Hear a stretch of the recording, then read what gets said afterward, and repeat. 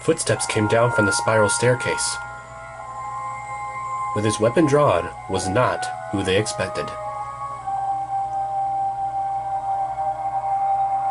"Quintus?" Annabeth said. "What have you done with Daedalus?" "Trust me, my dear," Quintus said. "You do not want to meet him."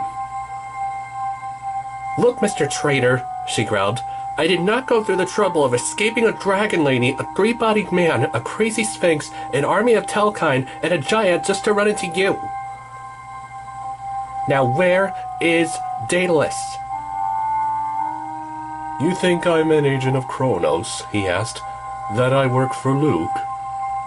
"Well, duh," said Annabeth. "You're an intelligent girl, Annabeth Chase," he said, "but you're wrong. I only work for myself." "Luke mentioned you," Percy said. "Garrion knew about you too. You've been to his ranch. That's where you got those scorpions, wasn't it?" "Well, of course I've been there," Quintus said. "And that wasn't even the 50th time I had visited. I have been all over the world. I even had my own chance to step foot on the moon, and no one even noticed." He walked to the window, not even worried about the kids. "The view changes from day to day," he mused.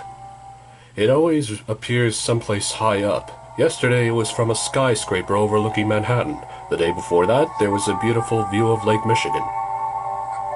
It switched from Chicago to LA and other places like Mount Rushmore, a volcano in Hawaii, a mountain in Alaska, Mount Tam, Brooklyn, Boston, and Cleveland. Ever since the gods moved to America, no matter where the workshop decides to pop up next, it always remains in the States and nowhere else in the world. But it keeps coming back to the Garden of the Gods. I think the Labyrinth likes it here. It's quite a fitting name." "Wait," said Percy. "You mean that's not like an illusion out there? Like a projection or something?" "No," Rachel murmured. "It's real. We're really in Colorado." Quintus smiled. "You do have clear vision, don't you? You remind me of another mortal girl I once knew. The Princess of Creed, who—" "Enough already!" Percy shouted. "We didn't come here for sightseeing. Now what have you done with Daedalus?"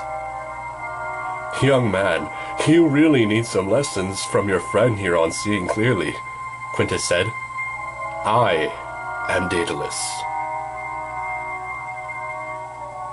There were lots of answers Percy might have given him, from "I knew that" to "liar" to "yeah, right, and I'm the real Perseus. But then he just said, "But you're not an inventor. You're a swordsman." "I've taken that much spare time in my extended life to study more than just inventing, my boy," Quintus said. "I am also an architect and a scholar. I also play baseball pretty well for a guy who didn't start until he was at least 2,000 years old. All artists must be good at many things." "That's right," Rachel said. "Like, I can paint with my toes as well as my hands." "There, you see," Quintus said. "Even mortals have many talents." "But I still don't understand how you've lived this long," Percy said. "Is it because time's faster in the labyrinth, or—" Suddenly, a horrible thought dawned on him. "Yes," Quintus said. "You've finally guessed the truth." "You're an automaton," Percy said. "You made yourself a new body. You took the time to study your nephew's idea, and you made it work." "But that's impossible," said Annabeth. "And you look too real. You can't be a... "Do you know what the word quintus means in Latin, my dear?" Quintus asked. "Well, yes, the fifth, but—" "This is my fifth body." He pushed the tip of his sword into his forearm. Was the guy crazy or something? He didn't show not one sign of reaction. He didn't even twitch. They expected to see blood dripping, but instead they heard tiny ticking sounds and whirring and buzzing they didn't hear a second ago. It was coming from Quintus. They looked closer at his arm, and their jaws dropped. Inside, where Quintus drew a square in his arm, there were... clock pieces? "That's amazing," said Rachel. "That's weird," said Percy. That's not natural, Annabeth said. You found a way to transfer your animus into a machine? Oh, I assure you it's still me, my dear, he said. I'm still very much the same Daedalus you've heard about in stories. Our mother Athena made sure I would never forget that. He pointed at the burn mark on his neck. The murderous brand, Annabeth said. For your nephew Perdix, Percy guessed. The boy you let die from falling off that tower. I do regret what I did, Percy, he said. I was angry and bitter, but I cannot take it back, and Athena never lets me forget. As Perdix died, she turned him into a small bird, a partridge. She branded the bird shape on my neck as a reminder, and no matter what new body I take, the mark always reappears on my surface. Percy looked into his eyes, and he could easily recognize the same intelligence and all the same sadness from all the dreams he had. You really are Daedalus, he decided. But why did you come to the camp? Why spy on us? To see if your camp was worth saving, he answered. Luke had given me one story. I had preferred to come to my own conclusions. So you have talked to Luke? Oh yes, several times. He is quite persuasive. But now you've seen the camp, Annabeth said. You know we need your help. We can't let Luke find our entrance. The maze is no longer mine to control, Annabeth. Yes, I created it. In fact, it is tied to my life force. But I have allowed it to live and grow on its own. That is the price I paid for my privacy. Privacy from what? She asked. The gods, he said, and death. I have been alive for 2 millennia, hiding from death. But how can you hide from Hades? Percy asked, and he has the Furies. They do not know everything, he said, or see everything. You have encountered them yourself, Percy. You know this to be true. A clever man can hide for quite a long time if he works hard for it, and I have buried myself very deep. Only my greatest enemy has kept after me, and even him I have thwarted. You mean Minos, Percy said, the Ghost King. He hunts for me relentlessly, Daedalus said. Now that he is a judge of the dead, he would like nothing better than for me to come before him so he can punish me for my crimes. After the daughters of Cocalus killed him, Minos' ghost began torturing me in my dreams. He promised that he would hunt me down, and I did the only thing I could. I retreated from the world completely. I descended into my labyrinth and decided this would be my ultimate accomplishment. I would cheat death. And you did, Annabeth marveled, for 2,000 years. She sounded kind of impressed despite the horrible things Daedalus had done. Just then, a loud bark echoed from the corridor. It was Mrs. O'Leary. She licked Percy's face once, then almost knocked Daedalus over. There's my old friend, Daedalus said. My only companion all these lonely years. You let her save us, said Percy. The whistle actually worked. Well, of course it did, Daedalus said. You have a good heart, Percy, and I knew Mrs. O'Leary liked you, and I wanted to help you. Perhaps I feel guilty as well.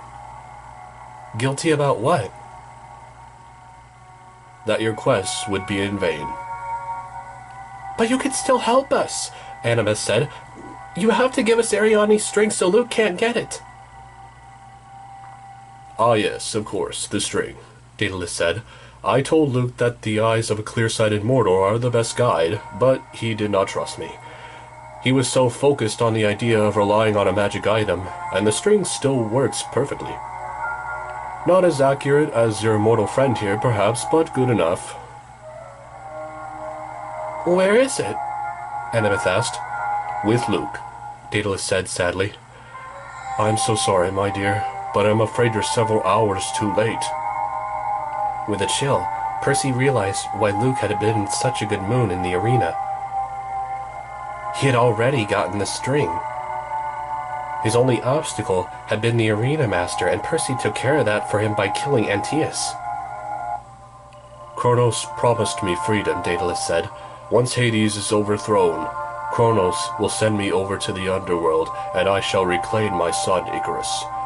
And I will make things right with poor young Perdix. I will see Minos' soul cast into Tartarus where it cannot bother me again, and I will no longer have to run from death. That's your brilliant idea? Annabeth yelled. You're going to let Luke destroy our camp, kill hundreds of demigods, and then attack Olympus? You're going to bring down the entire world so that you can get what only you want? Your cause was already doomed, my dear. I saw that as soon as I began to work at your camp. There is no way you can hold the might of Kronos. That's not true, she cried. I'm doing what I must, my dear. The offer was too sweet to refuse, and I am sorry.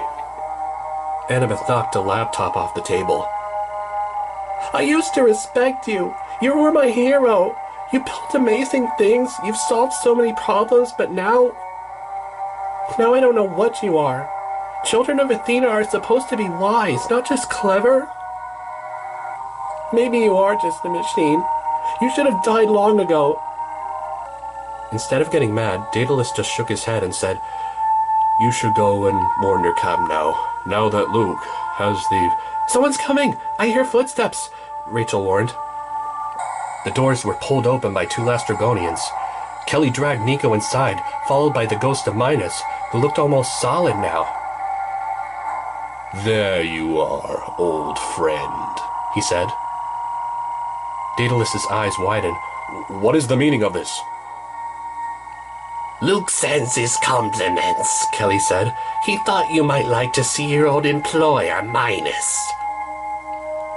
This was not part of our agreement, Daedalus said. No, indeed, Kelly said, but we have already have what we want from you, and we have other agreements to honor now. Minos requires something else from us, to turn over this fine young demigod.